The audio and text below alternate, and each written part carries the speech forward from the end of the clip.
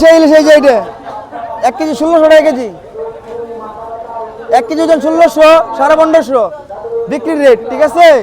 আর এই যে আধা কেজি ওজন 1000 টাকা কেজি, পদ্মার লাইনের মাছ, নদীর মাছ আর কি, সাগরের না, ঠিক আছে। এই যে 400 গ্রাম সাইজ, 350 গ্রাম সাইজ, 850 টাকা কেজি একদম। এটা 1 কেজি সাইজ, 1 কেজি সাইজ 1600, 1550। এটা নদীর মাছ, নদীর মাছ। আর সাগরের মাছও তো দাম আর কেজিতে 1-150 টাকা কম পাওয়া যায়। পার্থক্য হলো নদীর মাছটা মিঠা পানির, সাগরের মাছটা লবণের পানির, স্বাদ কম। ওটা মানুষে বুঝবো না, যারা মানুষ কিনে সবসময় কিনে হারা বুঝবো, যারা ইলিশ মাছ কিনে হারা কিনে।